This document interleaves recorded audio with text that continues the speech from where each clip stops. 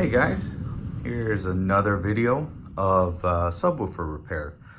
In this particular case, this is a Kicker 12-inch CVT.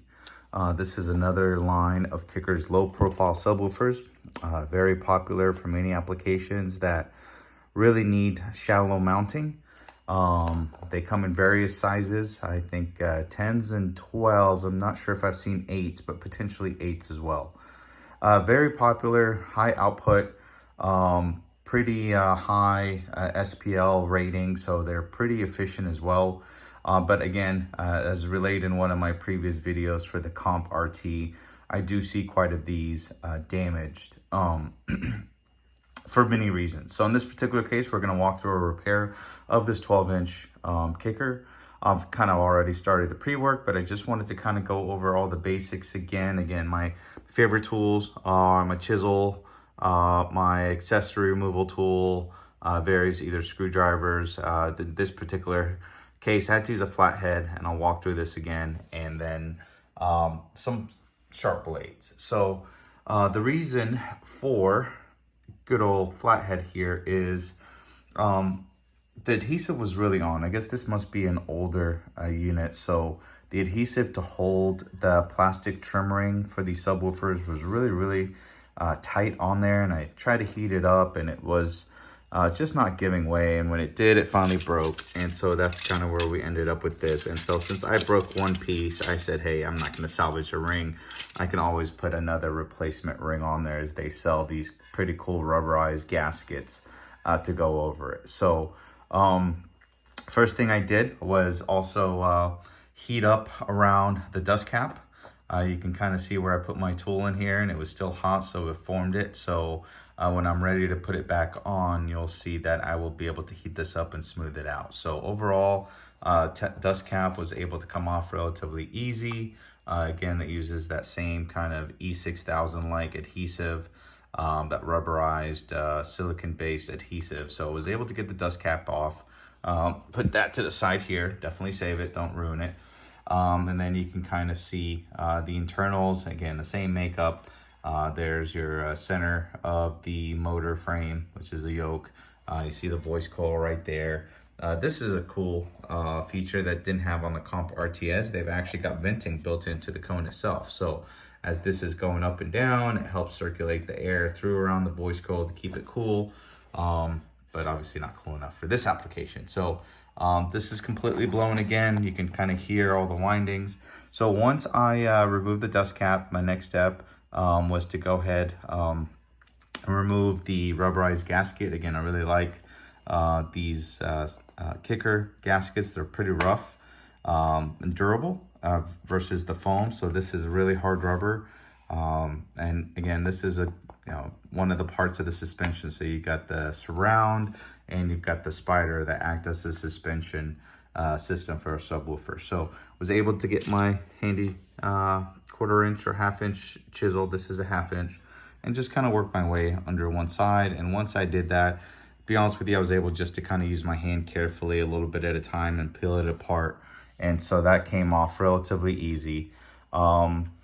I did attempt to use the chisel on the surround as well. So once that's done, you can kind of peek in here, and it's kind of hard to see the surround as just because it's a low profile subwoofer.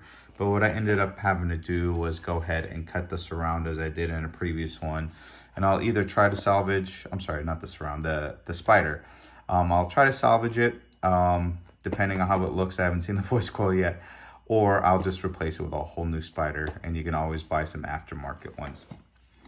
I did go ahead and desolder the tinsel leads. The tinsel leads are attached to these spring terminals for the polarity. There's your minus or negative, and there's your plus or positive. So I went ahead and desoldered that. Those are attached directly to the spider. Again, here's a model of it. It's the CVT12. It looks like a single 4-ohm subwoofer.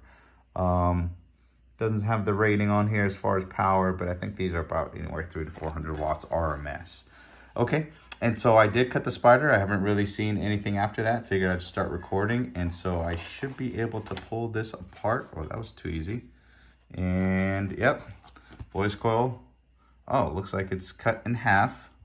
There's where I cut the spider. Oh, you can just see even on the tinsel leads, got pretty warm, pretty hot, and burned up the spider a little bit. So probably because of the short circuit.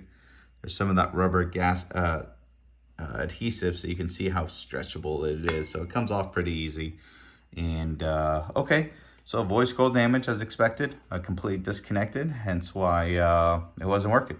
So looking at here, here's the frame, here's the gas basket, steel, okay, maybe, I don't have a magnet on me, steel or aluminum, but pretty robust. And here it is. This is where I cut the the spider. I try to kind of get my chisel under the spider, but it's got this really thick epoxy, and I'm guessing that's what they use. Looks like I don't even know, but it's pretty thick, so it wasn't worth the labor to try to get that off. So I'll try to repair it. But here is the top plate portion, and I can see some of the remnants of the voice coil. Let's see, is it gonna come out with me? Maybe not, maybe so. Oh, excuse me. Oh, doesn't look like that's gonna come out. Oh, there's pieces of it, but yeah, so completely burnt up, pretty thin. So I'm not sure how many layers this was. So seems like a pretty thin voice coil for what this was rated for. And I'll have to go back and check, but okay. So the next step here is to go ahead and try to get this cleaned up. I'll get some of my dental tools, very thin tools, and try to pick out the voice coil out of here, inspect it, and one of the most important things is I'm going to try to keep it intact because I do want to take some measurements of the voice coil itself. That's very important for me finding parts. And if I just have to replace the voice coil, then that's great. But if I have to replace the spider and the voice coil, then I'll take some measurements of the spider as well, the outer diameter, inner diameter, and the same for the voice coil. I'll look at the outer diameter, inner diameter, overall height, and then the winding height, and see how it was sitting down. Again, I'll measure from this to what the peak should have been, and go from there. So, all right, let's jump on to the next part. Okay, so these are the dental tools I was referring to, very thin with sharp points. That way I can really get in there and pull it out. It didn't work, so what I had to do is just pull on one of the strands for the coil, and it eventually just all broke apart in there. But you can see it's pretty damaged. It's going to be hard to do an exact match, but that's not a problem. I'll still continue to take measurements of the diameter, inner, outer. I'll look at the spacing from where the spider and the triple ring are contacted here, right? And then I'll look at the distance from where the winding starts. And at the same time, I will take measurements of the yoke all the way down to the bottom plate. And then I will most likely ensure that I have windings no more than halfway down the yoke. And then I'll look at what's available as well to match it. But yeah, pretty rough, just broke apart, disintegrated. The usual, apply a lot of current in there, eventually things will break apart. And that's what it did here. So time, heat takes its toll on all this material, not as much as the wire, but as the insulator, and how it's wound. So it doesn't take much for it to fall apart. Okay, so let's jump on. Next thing will be cleaning everything out. I'll start documenting my measurements and show that to you guys before we look at the available replacements. All right, so able to clean it up a little bit. Got all the, or most of it, all of the wire, all of the insulating material, whether it was capped on or something else on that former. Definitely wasn't an aluminum former, so looked like it was a capped on former. And I started taking my measurements, and so I want to kind of walk through that real quick to show some of the measurements I took and explain them. This is going to be very, very helpful as we're understanding what coil to put in there and try to find the best fit. So yoke is the center. This is usually attached to the bottom plate. This is referred to as the yoke. So center kind of portion of the motor. It helps align the coil as it moves up and down. And so hopefully without rubbing, right? But it's the center point, right? And so what I did was measure the inner diameter of this yoke, which, outer diameter, which is 49 millimeters. And what I did then, I also put a measurement to look at the complete height of the yoke from the bottom of the plate. And I got that to be 54.29. So I got my yoke measurements, which is good. For the coil, I didn't have a lot of material to work with. So all I can do is just kind of look at here and look at the outer diameter of the portion, the top of the head, which doesn't always mean it's the outer diameter of the coil. So we got to be careful with that.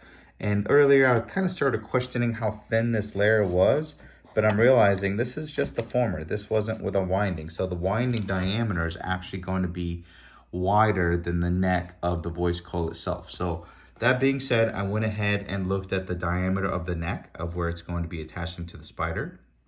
I also looked at the distance from the triple joint ring, and this is called triple joint because this is where the spider, the voice coil, and the cone all meet, right? So it's called a triple joint. And so I looked at from the triple joint to where the windings start, and I took that measurement. And so I've got that here. So that 50.4 outer diameter of the neck, and then there's the height of 17.8. And the unknown is the total diameter of the winding and the height of the winder, which is usually important. But again, you can do process of elimination by looking at the other measurements. And that specifically is really going to be the yoke outer diameter. And then you can also move down to the top plate and look at its inner diameter. And what I mean by that is this portion here, the black outer edge, is the inner diameter of the top plate. And that way you really get an idea of what the gap is. So going from the outer diameter of the yoke to the inner diameter of the top plate gives you the overall maximum gap. And there you can play around with the tolerance of finding your unknown measurement, which is the coil thickness. So that will be easy to determine. To do the height, simply what I am going to do is look at the overall height of the yoke, and I am most likely going to find something with a winding height that's about half of it. So we're going to be in this 25 up to 27 millimeters in winding height. And I think that should be straightforward and should be able to find something like that. The last measurement was the spider. Again, what I did was look at the inner diameter of the spider where it's going to touch the triple joint or touch the coil and the cone. And then I looked at the outer diameter. Now the outer diameter is not where I cut, and I may be able to salvage this. Originally I was going to, the spider is in good shape, but I'm not a fan of these darker points because what it tells me is it's eventually going to wear down and break, but maybe that's how they soldered it. I'm not sure. I'll have to look at this and most likely just go ahead and replace the spider since that's a pretty easy fix. So what I did was, as I showed, the inner diameter right around that triple ring and the outer diameter, I looked at this outermost portion here and I jotted this down because you should be able to find them relatively available. This looks like a progressive type of spider. So progressive is where it changes the overall radii for each of the spider bends here. So pretty common. Again, you know, a replacement part, you won't find an exact replacement unless it comes from the OEM. So you try to do your best to find something that matches an A in size first, and then B as far as how thick it is or how it bends. So we'll see what options are available. And again, I'll usually look at the guys at Robot Underground or Lord of Bass, and if they don't have what I'm looking for, I'll have to look at some of the international distributors and just get that ordered. So got that all cleaned up. The next thing is cleaning up where all adhesives are going to go. So I'll remove all of this rubberized adhesive first using my chisel tool, and then I'll go back with a abrasives of some sort, whether it's my abrasive wheel on a Dremel tool, and just make sure I remove this paint and have a nice surface to make contact with. Depending on what I do with the spider, I might rough this area up a little bit once I put the new spider in, or if I decide to use this again, we'll see. I prefer to go ahead and put a whole new spider in there. So yeah, so stay tuned and let's see what the next step is going to be. I will say, again, in my other videos, some of the important stuff that we always want to have on a subwoofer is cooling for the voice coil. It carries a lot of heat. And you've got to get that heat out of there somewhere. And with subwoofers, it's great because you have a source of air movement, right? This cone is constantly moving up and down. So what manufacturers are always looking at is how to take advantage of getting some of that air being circulated around the hottest parts, which is your motor and your voice coil. So I did see that they added some of the cooling options here by the cone. So there's the holes that would circulate air right over the voice coil. But what I was a little disappointed in, the only circulation is just really out here and not through the bottom plate. You can see Kicker has no openings at all on the bottom. And so it feels like there's a hole back here. Maybe it's just a screw hole. So I may remove these stickers to see if there's any vented holes that are covered up, just to make it look pretty. But I'm guessing in some of their newer models that they've already had and implemented some of these circulation holes to be able to get air through the motor itself. I think that's always helpful. It helps cool everything. Heat will kill every subwoofer, period. So, okay, so stay tuned and let's see what's next.